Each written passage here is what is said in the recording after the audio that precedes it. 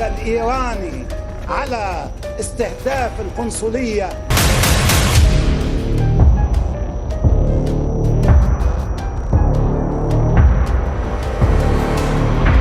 आजाद बोल इंडिया आप देख रहे हैं। ईरान के हमले के मद्देनजर इजराइल में इमरजेंसी जैसे हालात हैं। इजरायली आर्मी ने अपने नागरिकों के लिए बाकायदा एक एडवाइजरी भी जारी की है, जिसके जरिए आप इजराइल में फैले डर और घबराहट का अंदाजा साफ लगा सकते हैं।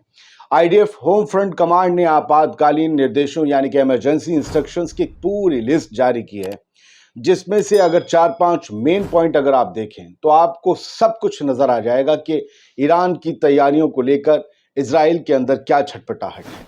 इन निर्देशों के मुताबिक पहला निर्देश तो यह है कि कम से कम 3 दिनों के लिए पानी और खाने का सामान स्टोर करने के लिए कहा गया है। अहम दस्तावेजों की फोटोकॉपी और नकदी अपने पास रखने को कहा गया है। अपनी तमाम कारों या फिर दूसरी गाड़ियों के फ्यूल टैंक को कम से कम आधा भरा रखने के निर्देश दिए गए हैं, ताकि भागने की सूरत में 100 किलोमीटर दूर तक तो भागा जा सके। मुझे पता नहीं वहां की गाड़ियों का क्या एवरेज होगा, मैंने अंदाजा लगाया कि आधी टैंक पे 100 किलोमीटर, इससे ज्यादा भी जा सकते हैं। इसके अलावा एक निर्देश ये भी है कि बैटरी वाले रेडियो और टॉर्च साथ रखें, ताकि अगर इजराइल के पावर स्टेशन ईरानी हमले में तबाह हो जाएं तो लोगों को रात में रोशनी और खबरें तो मिलती ही रहें कि इजराइल ने किस तरीके से ईरान को तबाह कर दिया, यही बताएंगे वो।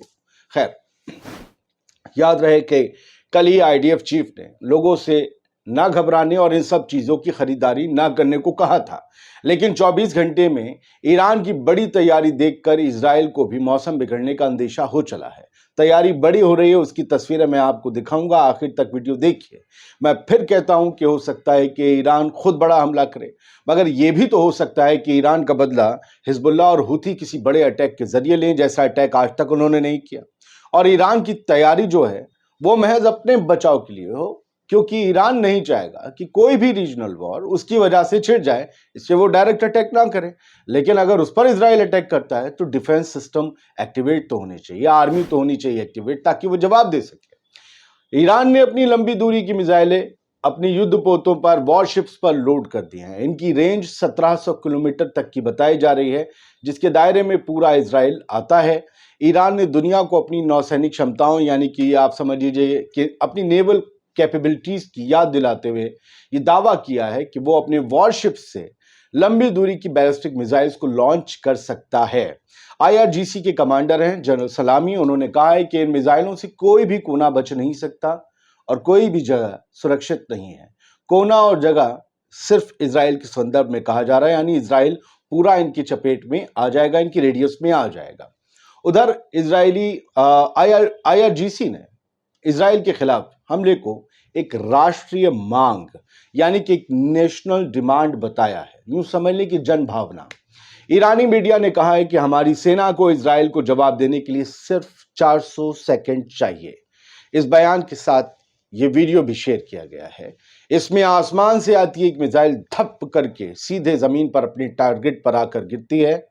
इससे यह दिखाया जा रहा है कि ईरानी मिसाइलों का निशाना कितना पक्का है कि हम इधर उधर नहीं जाते हैं, जहां पर टारगेट है वहीं पर अटैक करते हैं और वहीं टारगेट अचीव करते हैं। साथियों, ये साफ है कि इजराइल के हमले के बाद अब ईरान उस पर हमला करने की तैयारी में है। ईरान ने इजराइल के खिलाफ मिसाइलों को रेडी टू अटैक मोड में रखा है। ईरान के मिलिट्री जनरल ने इसको लेकर चेतावनी भी जारी की है। आपको याद होगा कि इजरायली सेना ने इस हफ्ते की शुरुआत में सीरिया में ईरानी काउंसलेट पर हमला किया था या ईरानी एम्बेसी पर हमला किया था, जिसमें ईरान के टॉप कमांडर समेत कई अफसरों की मौत हो गई थी। अब ईरानी सेना भी इजराइल से ऐसा ही एक बदला लेने के लिए तैयार है। ईरान ने इसके लिए लंबी दूरी वाली मिसाइलें तैनात कर दी हैं। ईरानी सेना ने हिडन टारगेट्स को निशाना बनाने के लिए एयर डिफेंस सिस्टम भी तैनात कर दिए हैं। कल ही ऐसे सिस्टम्स की सरहदों की तरफ ट्रांसपोर्ट करने की तस्वीरें सामने आई थी, शाम के वक्त आई थी। ईरानी सेना की आप देख रहे हैं तस्वीरें, ये सैम की हैं। ईरानी सेना की तरफ से किसी भी वक्त इजराइल पर हमले की संभावना है। पूरे ईरान में सैम एयर डिफेंस सिस्टम तैनात कर दिए गए हैं और सैम की कैपेबिलिटी क्या है इसे आप गूगल कर लें। अगर मैं हर एक चीज के बारे में आपको बताने लगा तो यह एपिसोड बहुत लंबा हो जाएगा। यहां वैसे भी बहुत से दर्शक ऐसे आते हैं जिन्हें शॉर्ट्स देखने और पोगो देखने की आदत भी है, शौक भी है। कहते हैं क्या बता रहे हो, हमें सब पता है, ये कह दिया जहां जाना है जाइए। मैं सिर्फ न्यूज देता हूं, भावनाएं नहीं प्रकट करता। इसने मार दिया, उसने हिला दिया, इसने गिरा दिया, नहीं भैया, जानकारी अभी बाकी है। चलिए आगे बढ़ते हैं। तो ईरानी सेना की तरफ से किसी भी वक्त इजराइल पर बड़े हमले की संभावना है। पूरे ईरान में सैम सिस्टम्स की बड़े पैमाने पर मूवमेंट हो रही है, जैसा आपने अभी तस्वीरें पहले भी देखी थी। पता ये चला है कि ईरान ने अपनी हवाई सुरक्षा को मजबूत करना शुरू कर दिया है। यह उसका हक भी है। इजराइल को ईरान की तरफ से हमले की आशंका है, इसीलिए उसने अपना जीपीएस नेविगेशन सिस्टम बंद कर दिया है।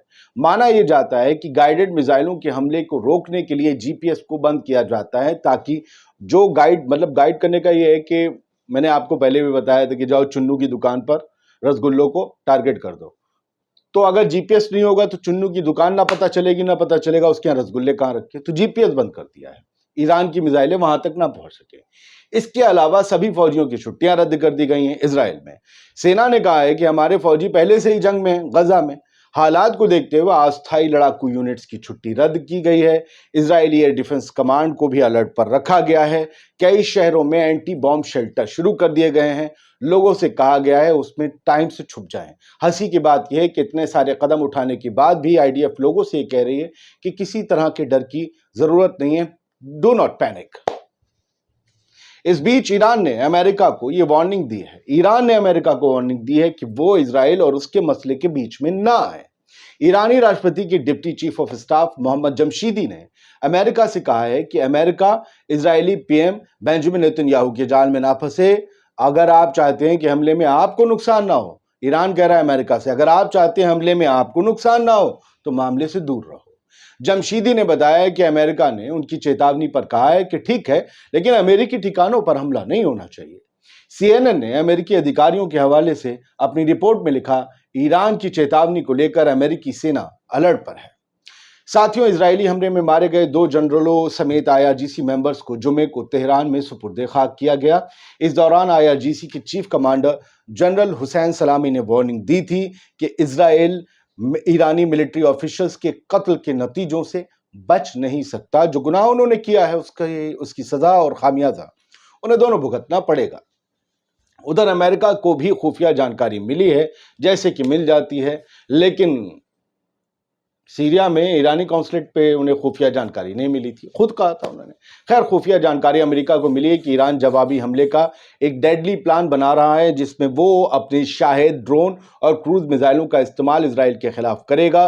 पेंटागन के अधिकारियों का यह कहना है कि टाइमिंग और टारगेट्स की जानकारी उन्हें नहीं है, लेकिन जानकारी के मुताबिक इस हमले में दमिश्क हमले की तरह एक इजरायली राजनयिक दूतावास को निशाना बनाया जा सकता है। ईरान का यह हमला अब से लेकर अगले हफ्ते रमजान के खत्म होने के बाद होने की संभावना है। इसी खतरे को भांपते हुए अमेरिका और इजराइल लगातार आपस में कांटेक्ट बनाए हुए हैं। दुनिया जानती है कि इजराइल को आज तक अमेरिका ही पालता पोसता आया है।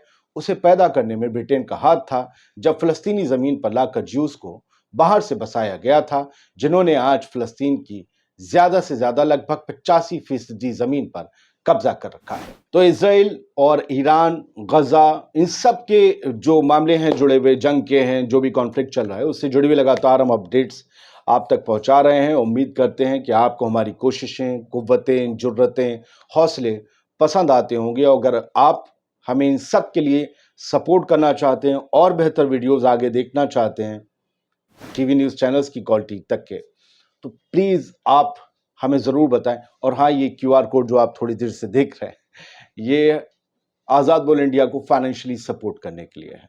आप हमें सपोर्ट करें, हमारी हिम्मतों में इजाफा। एक और बात बता दूं कि जो तस्वीरें और वीडियोस के साथ मैं आपके लिए एपिसोड लेकर आता हूं, ऐसे बहुत से लोग जो बहुत मेहनत कर रहे हैं वो नहीं दिखाते हैं वीडियो तस्वीरें। उनकी अपनी मजबूरियां हैं, वीडियो मोनेटाइज नहीं होते तो यूट्यूब से एक भी पैसा नहीं मिलता।